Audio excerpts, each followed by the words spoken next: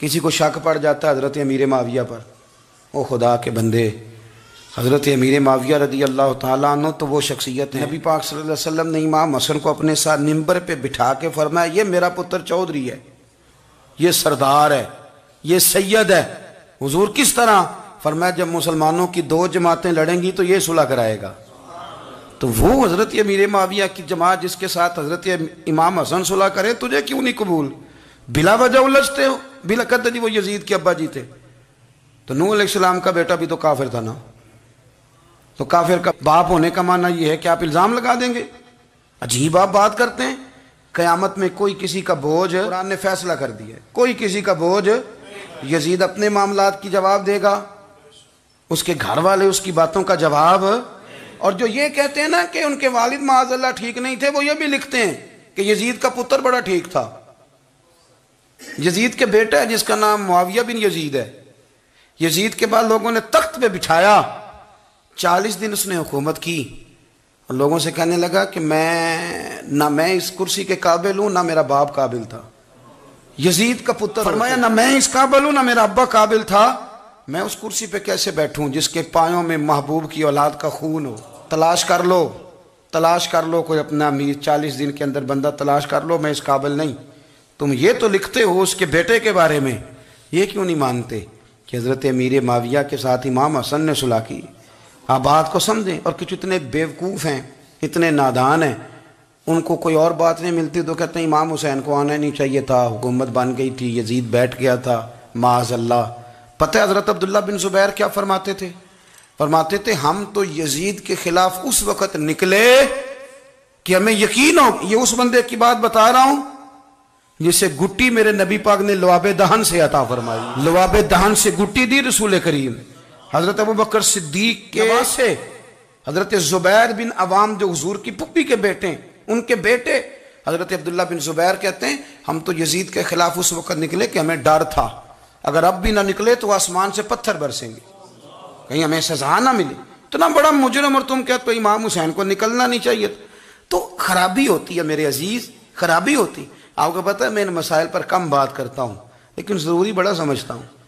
मैं समझता हूँ ये ज़रूरी चीज़ें। मेहरबानी फरमाएं, किसी जगह भी किसी एक के बारे में भी अपने अकीदे में कभी कोई कमज़ोरी पैदा, कभी ना कोई कमज़ोरी पैदा। इतनी सी भी बात किसी की सुनना, किसी की करना, डिस्कस, हमारा मनसब ही नहीं। और कुछ और बेवकूफ़ हैं। मैं यूनिवर्सिटी में था चंद दिन पहले, तो लेक्चर के बाद एक दोस्त मुझे कहने लगे कि मौलवी एक दूसरे के पीछे नमाज नहीं पढ़ते। मैंने उसको कुछ प्यार की दलीलें भी दी, मोहब्बत की। इसको कहते हैं इल्ज़ामी जवाब हमारे उसूल तफसीर में। मैंने उसे कहा कि एक डॉक्टर से दवाई ले लें, दूसरे के पास जाएं तो कहते हैं उसे तो पता ही को नहीं, तुम गलत आदमी के पास चले गए। तो इससे आपको टेंशन नहीं होती?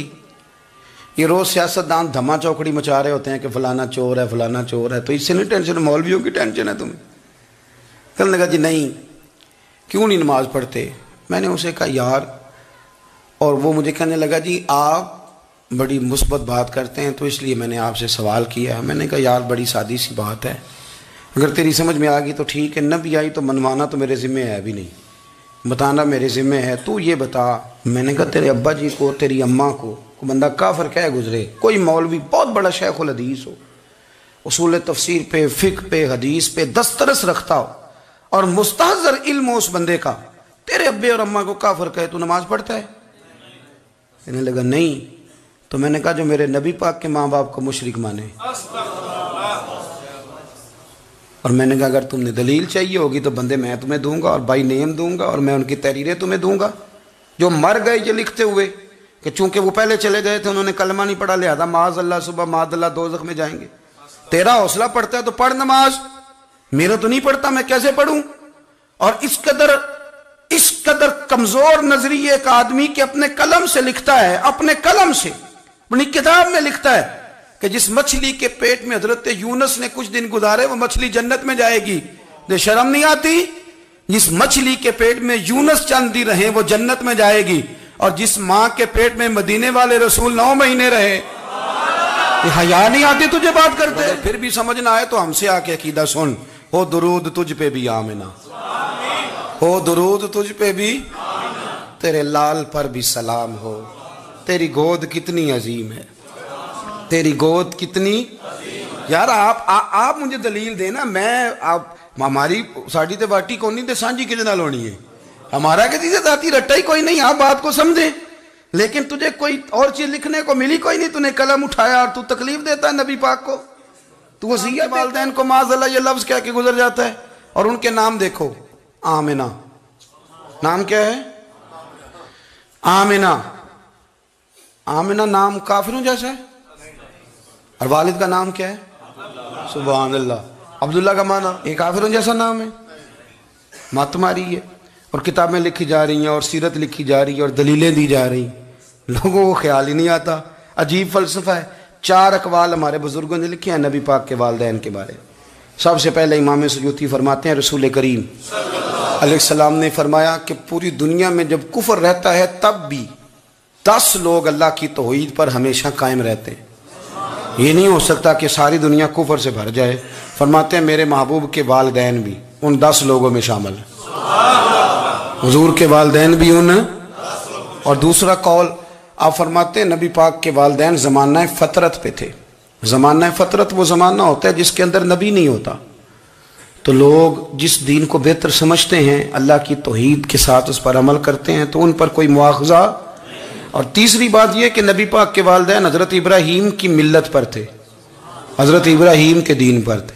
और हज़रत इब्राहीम का वो दीन है जिसको कुरान कहता है कि वो ही दीन इब्राहीमी दीन मुहम्मदी है सल्लल्लाहु अलैहि वसल्लम, वही दीन मुहम्मदी है।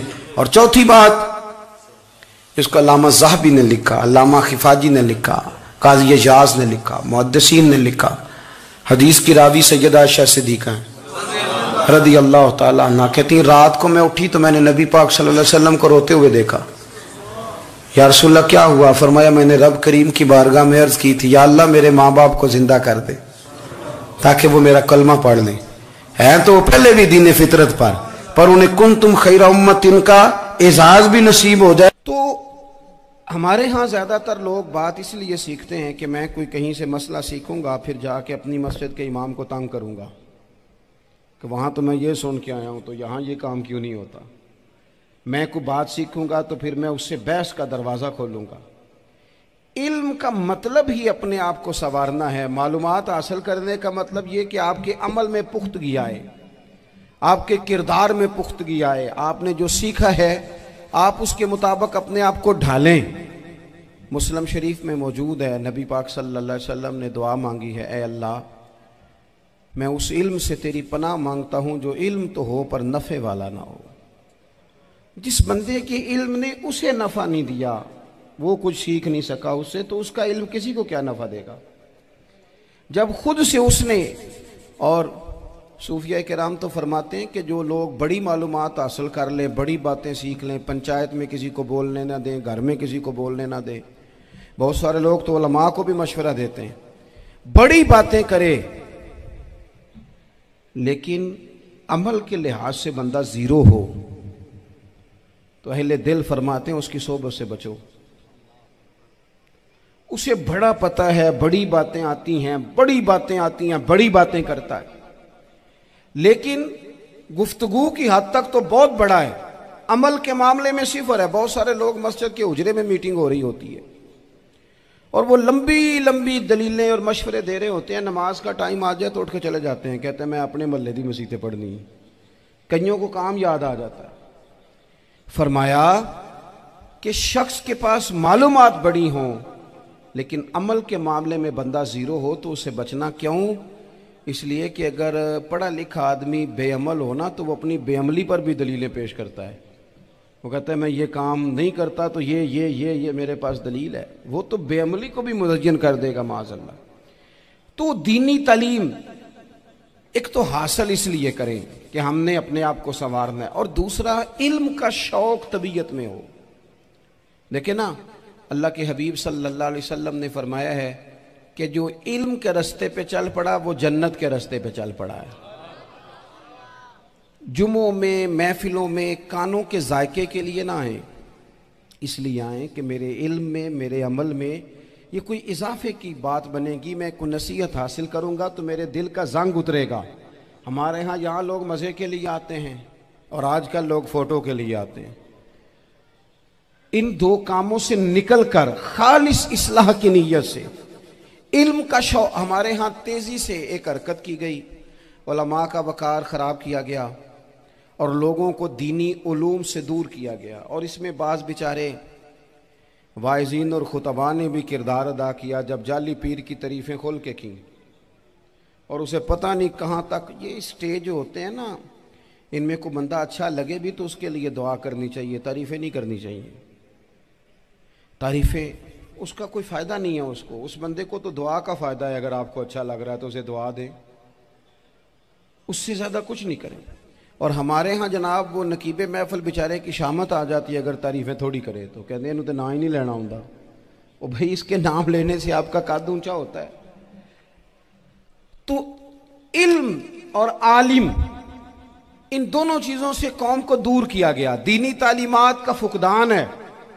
जो मैट्रिक तक लोग 60-70 किताबें पढ़ जाते हैं उन्हें भी कुरान पाक ठीक से नहीं पढ़ना आता, दूर किया गया। आप मुझे बताइए, चलें एक मस्जिद ही आप देख लें, उस मस्जिद के अंदर अगर एक तरफ एक आलिम दीन मिशकात शरीफ खोल के बैठे हों, हदीस पाक का दर्स हो रहा है, या बाहर शरीयत खोल के बैठे हैं, फ़िक़ही मसाइल बयान किए, और उसी मस्जिद में एक बाबा जी जुब्बा पहन के तगड़ा सा बड़ी सी पगड़ी बांध के और 500 दाने वाली तस्बीह लेके बैठे हैं। अब एक बंदा अंदर आता है तो वो किधर जाएगा, आलिम की तरफ के बाबा जी की तरफ? वो क्यों जा रहा है भला बाबा जी की तरफ? वो इसलिए कि हमने उसे ये बताया ही नहीं कि जिस तरह सुभान अल्लाह सुभान अल्लाह सुभान अल्लाह पढ़ना इबादत है ना, इसी तरह दाराबा दाराबा पढ़ना भी इबादत है। उसे हमने बताया नहीं कि जब तक इल्म के रास्ते में रहना भी इबादत है, जब तक उसे ये समझ नहीं ना आएगी कि जिस तरह वज़ाइफ की किताब पढ़ना इबादत है, इसी तरह मिशकात शरीफ पढ़ना भी इबादत है, हदीस बुखारी का दर्स लेना भी इबादत है, मुस्लिम शरीफ की अहादीस पर अपने असातिज़ा से बैठकर दुरूस पाना भी इबादत। जब तक ये पूरा मिजाज देखे ना, नबी पाक सल्लल्लाहु अलैहि वसल्लम ने फरमाया रात की एक घड़ी भर दीन सीख लेना सारी रात नफल पढ़ने से बेहतर है। अब हमें समझना चाहिए कि किताब पढ़ के भी बंदा रब रसूल तक पहुंच सकता है। किताब व सुन्नत रास्ता आसान करते हैं, लेकिन हमारे यहाँ क्या मिजाज दिया गया है, बाबा जी के पास चलो, जरूर जाएं बाबा जी अगर नेक हैं तो, मना कोई नहीं कर रहा, लेकिन जो सोच हमें हुजूर ने दी है हमने उसी की सोच के मुताबिक अपने मामलात को तरतीब देना है ना। अब एक बात मैंने आपसे पूछी और आपने कहा कौम सारी बाबा जी की तरफ जाएगी। हदीस पाक किस तरह है, अल्लाह के महबूब मस्जिद शरीफ में तशरीफ़ लाए, दोनों जानिब लोगों के हलके बने हुए हैं, लोग बैठे हुए हैं, एक हलके में लोग अल्लाह की याद कर रहे हैं, जिक्र हो रहा है, एक हलके में बैठ के एक आलिम किताब व सुन्नत का दर्स दे रहे हैं, एक सिहाबी और बाकी सुन रहे हैं। खास तवज्जो करें नौजवान मेरी बात पर, रसूल करीम सल्लल्लाहु अलैहि वसल्लम दोनों के बीच खड़े हो गए और करीम ने फरमाया दोनों महफिलें खैर की हैं, दोनों ही हलके खैर के हैं। और फिर हुजूर फरमाने लगे मुझे चूंकि रब ने उस्ताद बना के भेजा है, मैं चूंकि मुअल्लिम बन के आया हूं, यतलु अलैकुम आयातिना व युज़क्कीकुम, मैं चूंकि किताब व सुन्नत की तालीम के लिए आया हूं। ये लफ्ज़ कहते कहते हुजूर उस जमात में बैठ गए जो